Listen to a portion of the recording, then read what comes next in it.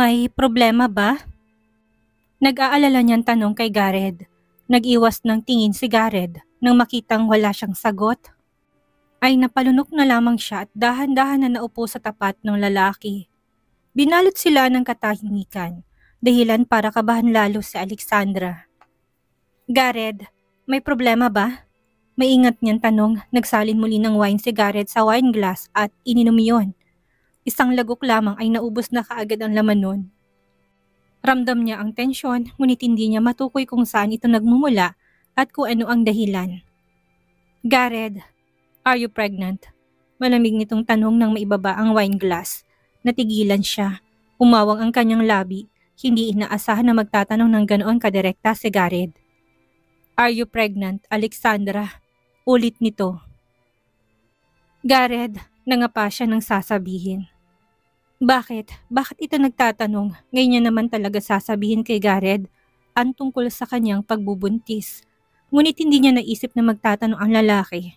Iba ang kanyang iniisip na magiging takbo ng kanilang usapan. Are you? Mas nadiin itong tanong, nainip na maghintay sa kanyang tanong. Mariin ang titig ni Gareth.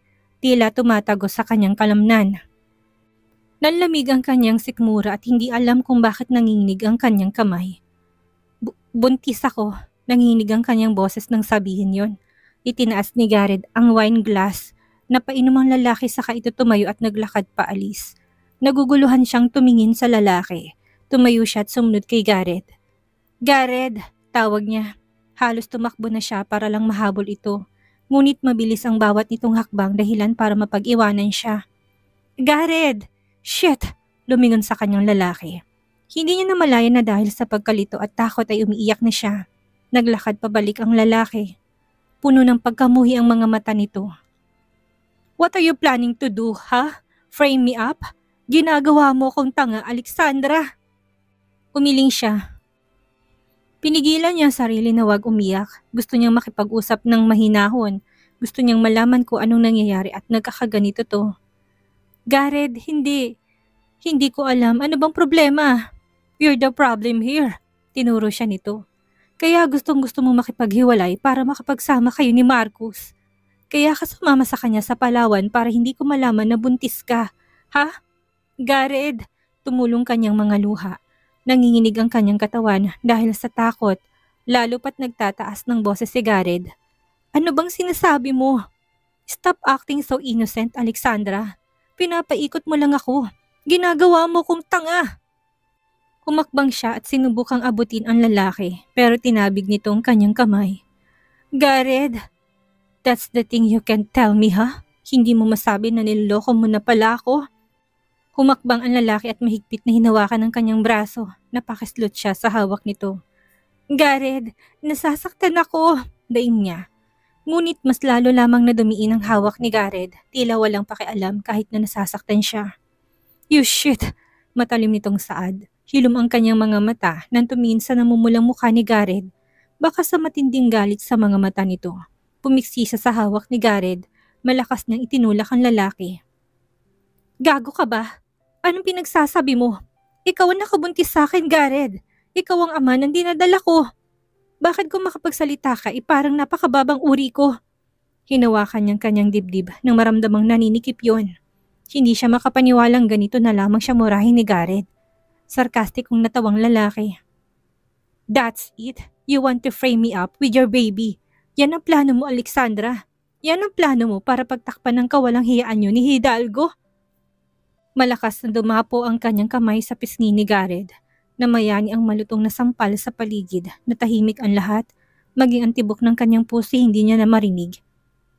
Hindi ko alam kung saan mo nakukuha ang mga ideyang yan, Gareth. I'm pregnant, yes. But I'm carrying your child, damn it. Hindi si Marcos o kung sino mang lalaki nakabuntis sa akin. Gumalaw ang panga ni Gareth. Hinawakan itong pisngi ng sampal bago siya binalingan. And you think I'd believe that? I have proof, Alexandra. Kasama mo pa si Marcos sa pagpapacheck up mo sa isang OB-GYN. The doctor himself testified that you were together the night before you fly to Palawan. Magkasama kayo at nagpakilala pang walang hiyang lalaki na yun na asawa mo siya. Namulang mga mata ni Gareth. Punoy ng galit at disgusto. Now tell me, How could I believe your lies? Dahan-dahan siyang napailim. Hilom ng luhang kanyang mga mata at halos hindi makita ang lalaki dahil sa panlalabo ng kanyang paningin. Totoong nakasama niya si Marcos sa ospital bago siya nito dalhin sa Palawan. Alam ni Marcos ang kanyang pagbubuntis at isang beses niya itong nakasama para magpa-check up sa OB-GYN. Paano nalaman ni Garrett ang lahat ng ito? Dinala niya ako sa ospital dahil nawalan ako ng malay, Garrett.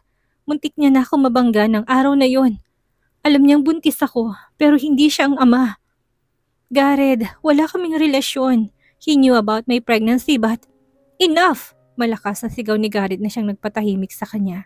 Humagulhol siya. Enough with your lies, Alexandra. Sinabi mo na sa akin na sumama ka sa kanya sa Palawan, na ginusto mong makasama ang putang inang yun. You choose him over me. Did you forget and now you're lying to me again? Nanghihina siya, parang nawawalan ng lakas ang kanyang tuhod. Hindi niya na alam kung paano pa ipapaliwanag ang lahat kay Garrett. Nagsinungaling siyang kusa siyang sumama kay Marcos para hindi na nito guluhin ang lalaki. Nagsinungaling siya noon at mukhang ito na ang kapalit ng lahat ng kanyang pagsisinungaling. Garrett, please, umiling ang lalaki, napaatras ito. Shit, Alexandra, ano pa bang hindi ko alam? I'm carrying your child, Garrett, nanghina niyang saad. This is our baby. Nagtagis ang bagang ni Garrett. Hindi siya kumbinsido at halata sa kanyang mukha matinding pagpipigil. Babalik tayo ng Manila bukas mismo. I want a DNA test, Alexandra. Kung hindi akin ang batang dinadala mo na palunok ang lalaki, I don't think I could see you again. You'd be disgusting for me. Saka ito tumalikod at mabilis na naglakad pabalik ng bahay. Naiwan si Alexandra. Nangihina siyang napaupo sa pinong buhangin habang hawak ang kanyang dibdib. Nahirapan siyang huminga dahil sa matinding emosyong nararamdaman. Hindi niya alam kung anong nangingibabaw ni emosyon sa lahat. Hindi ganitong naisip niyang eksena kung paano niya sasabihin ang kanyang pagbubuntis. Hinintay niya ang tamang panahon para masabing tungkol sa kanyang pagdadalang tao dahil natatakot siyang baka hindi matanggap ni Garrett ang bata. Ngayon ay lumalabas pang nabuntis siya ng iba. Tila sigurado tong nakakadiri siyang babae at nagpapagamit sa ibang lalaki. Garrett, mahina niyang daing nang maramdaman na kumirot ang kanyang tagiliran. Garrett, tila nagdidilim ang kanyang paningin at bumibigat ang kanyang paghinga. Bago niya pa muling matawag ang pangalan ng lalaki, unti-unti na siyang hinila ng dilim. Bumagsak siya sa buhangin at nawalan ng malay. Nagising si Alexandra na dahan-dahan siyang ibinababa sa stretcher at nilipat sa isang kama. Mabigat ang talukap ng kanyang mga mata, ngunit pinilit niya ang sarili na magmulat para tingnan kung anong nangyayari. Natanaw niya ang babaeng nakasuot ng puting terno. Nakapungos ang buhok nito at may kausap ni isa pang babae. Nahimatay, Doktora Velasco. Galing pa po sila sa isla, rinig niyang sabi nito. Sino kasama? May bantay ba? Nasa labas pong asawa ng pasyente, Dok. Kinakausap ang iba pa nilang kasama. Nagtatanong si Mr. Verado kung pwede po ba nating kuhanan ng blood sample ng kanyang asawa. Buntis po ito at gusto sanang ipa-DNA test ang bata. Napasinghap ang doktora. DNA test? Si Garrett Verado ba ang tinutukoy mo, Dina? Oo, Doktora Velasco. Ipinikit niyang mga mata nang makitang palapit sa kanya ang doktor. Naramdaman niyang inilapat nitong stethoscope sa kanyang dibdib. Sa blood sample ay makakakuha tayo pero kung gustong magpa-DNA test ni Garrett, 2 klase ng DNA test ang pwede niyang gawin. Non-invasive prenatal paternity o kaya invasive prenatal test. Sino ang bigay ng pasyente? Kailangan na ipaalam na muna natin sa kanyang doktor para alam din natin kung anong mas angkop na test ang gagawin. Doktora, narinig niyang boss ni Garrett, nakalapit nito sa 2 babae. Magandang gabi, Garrett. Bati ng Doktora Velasco na maingat na tono. Is she your wife? Natahimik si Garrett. Hindi ito agad nakasagot. Ang sabi ni Dina ay gusto mong magpa-DNA test. Nagpatuloy si Doktora Velasco. We can get you a blood sample of your wife, pero kailangan mo yun dalhin sa Manila para doon ipatest dahil wala tayong kagamitan dito sa ospital. Other than that, pwede din tayong kumuha ng fetal tissue or fluid inside your wife's womb, but I suggest to consult her OB-GYN first. Medyo delikado rin kasi mga ganitong bagay para sa buntis. There's a low risk of miscarriage. Parang pinipig ang dibdib ni Alexander nang marinig ang sinasabi ng doktor. Desidida pala talagang magpa-DNA test si Garrett kahit pa nasa ganito na siyang sitwasyon. I talked to her first, Doktora Velasco. Sa wakas ay nagsalita na rin ang lalaki. Okay, Garrett, her heartbeat is fine. We will check her blood later. Baka mamaya merong iron deficiency ang asawa mo kaya madaling mahilot mawala ng malay. Ani, Doktora. Narinig niya ang yabag nitong paalis, samantalang ramdam niyang pananatili ng presensya ni Garrett sa kanyang tabi. Ayaw niyang imulat ang mga mata dahil ramdam niyang pamumuo ng luha sa sulok nito. Sa oras na magmulat siya, naiyak lamang siya. Naupo si Garrett sa kanyang tabi. Narinig niya mga yabag palapit sa kanya. Your wife needs an IV fluid, sir. Sad ng nurse. Ramdam niyang marang haplos ng nurse sa kanyang kamay habang hinahanap ang ugat doon. Nang bumao ng karayom sa kanyang laman, ininda niya ang sakit ngunit napakislot pa rin dahil sa paghapdi. Gising ng pasyente, sir. Sad ng nurse na makitang paggalaw niya. Huli na, hindi na siya maaring magkunwari pa. Dahan-dahan niyang binuksan ang mga mata. Ang maputing mukha ng nurse ang bumati sa kanya. Palakaibigan itong ngumiti sa kanya. Kumalma po muna kayo, misis, ha? Marahan itong saad. Inaayos ng IV fluid sa kanyang kamay. Umawang ang kanyang bibig nang makitang tapos na ito at handa na silang iwan. Ililipat po kayo sa private room mamaya, Mrs. Verado. Saglit lang po tinaayos pang inyong silid. Imporma nito. Saka naglakad paalis para lumapit sa iba pang pasyenteng naghihintay na maasikaso. Tumingin siya kay Garrett, malamig pa rin ang reaksyon ng mukha nito. Magpagaling ka kaagad dahil babalik tayo bukas sa Manila. Malamig nitong sabi. Parang dinagana ng mabigat na bagay ang kanyang dibdib. Ngayon niya nakita na pakawalang puso pala talaga nito. Wala siyang makita na pag-alala sa mukha ni Garrett. Tila isang sabi nito lang ay kayang-kaya na niyang ayusin ang masamang pakiramdam. Mapait siyang ngumiti sa kanyang sarili. Bakit? Dahil hindi ka na makapaghintay na ipatest ang dinadala ko, Garrett? Sarkastiko niyang tanong. Nagtagis ang bagang ng lalaki. Nagsalubong ang kilay nito at napatayo. Ipinasok ni Garrett ang isang kamay sa bulsa ng pantalon at malamig siyang tiningnan nito. Ayaw mo ba? You have nothing to be afraid of if it's my baby. Tugon nito, mapakla siyang tumawa. Kumirot ang kanyang tagiliran kaya tumigil din siya kaagad. Malamig niyang tiningnan si Garrett. Sana pala, hindi na siya umasa na magiging maayos pa sila. Sana, hindi na lang siya sumama sa Batanes. At sana, hindi niya pinangarap ang masayang pamilya kasamang lalaki. Sana, umalis na lang siya kaagad at hindi na kailanman nagpakita. Hindi sana dobleng nararamdaman niya ngayong sakit. You know what I actually wish for? Na sana hindi na lang iyo ang batang dinadala ko.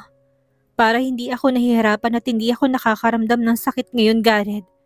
Cause you don't deserve to be the father of my child. Matapang niyang saad.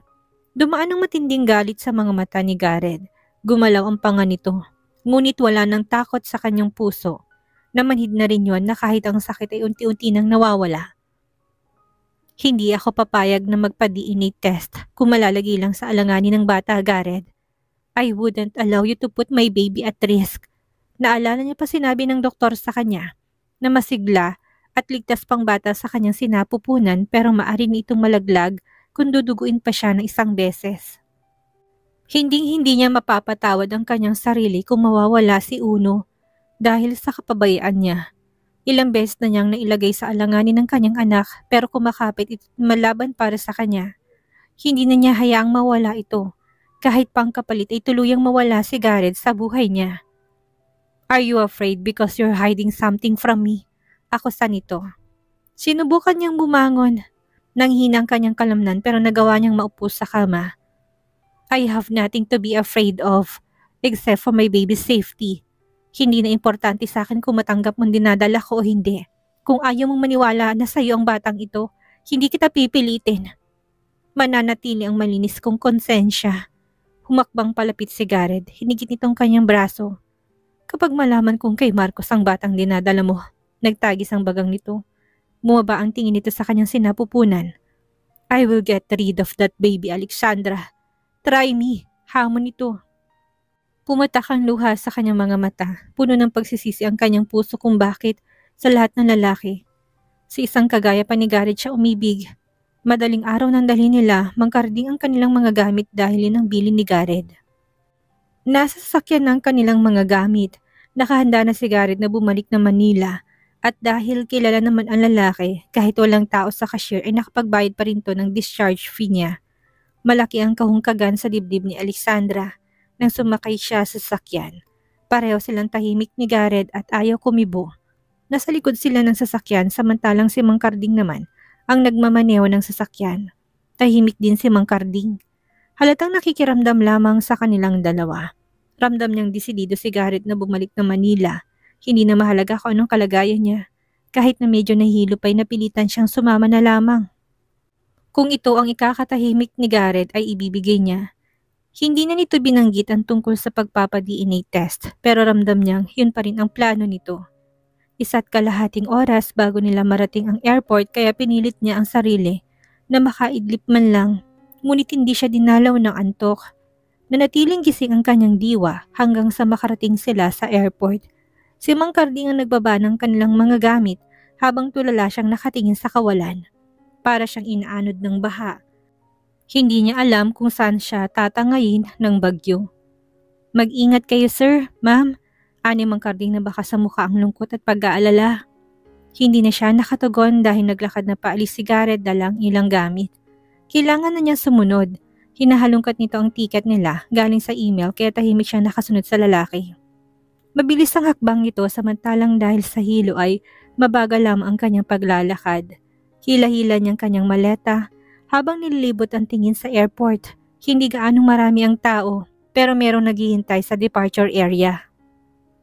Miss, isang kalabit lang inilingon niya ang tumawag. Isang babae ang bumungad sa kanyang paningin. Mapagpaumanhin itong ngumiti sa kanya. Pasensya na ha, nakita mo ba to? Lumapit pa lalong babae at pinakita sa kanyang screen ng cellphone. Isang batang babaeng naroon, hindi pamilyar sa kanya at hindi niya pa nakikita sa tanang buhay niya. Mabilis siyang umiling. Hindi ko pa. Natigilan siya na maramdaman ang paglapat ng patalim sa kanyang tagiliran. Umawang ang kanyang bibigat na patingin siya sa babae, ngumiti ito ngunit may pagbabanta sa mga mata. Sumama ka ng maayos para hindi ka masaktan, mahina nitong sabi. Nanigas ang kanyang katawan, hindi niya maunawaan ang nangyayari. Halika na. Inakbayan siya nito. Medyo matangkad ang babae at mas malaki ang pangangatawan kumpara sa kanya. Hindi na niya nilingon si Gareth dahil sa mabilis itong paghatak sa kanya. Masyado pang abala si Gareth sa paghahanap ng electronic ticket nila ni Alexandra. Hindi niya namalay na natangay na ang kanyang asawa. Muling nagring ang kanyang cellphone. Tumigil siya sa paglalakad at tinanggap yon. Hello? Saglit siyang lumingon para hanapin si Alexandra pero hindi niya na mahanap ang babae. Sir, nasa ospital ngayon si Senyor Melandro, balita ni Christian. Ngunit hindi niya kaagad narinig ang sinabi ng lalaki. Nagsalubong ang kanyang kilay at tinagilap si Alexandra. Wala ito, binitawan niyang maleta at naglakad pabalik kung saan siya galing. Ngunit maging ang anino nito hindi na niya makita. What the heck? Sir? Tawag muli ni Christian. Ibinalik niya ang telepono sa kanyang tenga para kausapin si Christian. I didn't hear you. Come again? Malamig niyang saad habang naglalakad patungo sa entrance door ng airport. Si Senyor Melandro sinugod ngayon lang sa ospital. Nahirapan na namang huminga. Kulit nito. Nagtagis ang kanyang bagang, ibinaba niyang tawag at lumapit sa isang guard. Have you seen a woman? She's wearing white dress. 5'5" in height. She's slim and her hair's down and wavy. Umiling ang gwardya. Wala sir, wala pang pumunta ritong babae na kaputing dress. Sagot nito, gumalaw ang kanyang panga. Muli niyang inilibot ang tingin at hindi pa rin mahanap si Alexandra. Bakit sir, nawawala po ba? Can you state the obvious? Sarkastiko niyang tanong ni inosenteng gwardya. Nabitin ang ngiti nito, kinuha nitong walkie-talkie at saka nagsalita. George, pakicheck ka ng CCTV. May nawawala raw na babae, nakaputing dress, balingkinitan, matangkad at maalon ng buhok, imporma nito. Naglakad si Gareth. Hindi na niya alam kung saan pahanapin si Alexandra. Hindi siya makapaniwala na nalingat lamang siya saglit ay nawala nito kagad sa kanyang paningin. Sumunod ang gwardya at nagtawag pa ito ng iba pa. Baka nasa backdoor sir, sabi ng isa. Patakbong nagtungo mga gwardya sa likod ng pintuan. Rio, come in. Nahanap na namin ang babae. Biglang may nagsalita sa walkie-talkie. Napatingin si Garrett sa gwardya, tinas itong walkie-talkie at mabilis na sumagot. Nasaan? Kaalis lang, may kasamang 2 lalaki at 1 babae. Sa likod ng airport dumaan. Umawang ang bibig ni Garrett. Umalis? Si Alexandra? Patakbo niyang tinungo ang exit door. Naroon ang 2 gwardya na nag-uusap. Kaalis lang, tinanong ko yung isang lalaki. Sinabi niyang may inihatid lang daw sila na babalik ng Manila. Medyo maputla ngayon kasama nilang babae na nakaputi. Rinyasad ng isang gwardya. Saan sila pumunta? Anong sinakyan? Nang makita ng gwardya ang kanyang madilim niyang ekspresyon, saka lang siya naintindang may nangyari hindi maganda. Nakaitim na kotse, sir. Hindi ko alam. Dito sila dumaan. Paalis na sila. Baka nasa highway na ngayon. Kinakabahan na sagot ng gwardya. Napamura na lamang si Garrett. Tinapa niya ang number ni Mang Carding. Wala na siyang sasakyan kaya imposibleng masundan niya pa. Ngunit hindi na sumasagot si Mang Carding sa kanyang tawag. Shit! Pwede tayong tumawag ng pulis, sir. Tingnan niyo sa CCTV footage kung anong plate number ng sasakyan. Frustrated niyang sabi. Samantalang tahimik na nakaupo si Alexandra sa backseat. Nalalamig ang kanyang kamay dahil sa takot na nararamdaman. Ano bang kailangan niyo sa akin? Nautal niyang tanong. Ramdam niyang maging ang gwardya na nasa likod ng airport ay kasabwat ng mga taong ito. Halata sa kanyang mukha ang paghihingi ng tulong, nakita pa nitong patalim na nakatutok sa kanyang tagiliran, ngunit hindi man lang kumibo ang gwardya. Nagpatay mali siya lang ito habang kinakausap ang lalaking nasa tabi niya. Walang sumagot sa kanyang tanong, mas lalong bumilis ang tibok ng kanyang puso dahil sa matinding katahimikan sa loob ng sasakyan. Ano bang kailangan niyo sa akin? Ulit niya, ngayon may tapang na sa kanyang boses. Ang babaeng nasa passenger seat ay lumingon sa kanya. Maamong mukha nito, hindi maiisip ni naman na masama itong tao. Sa'yo, wala kaming kailangan.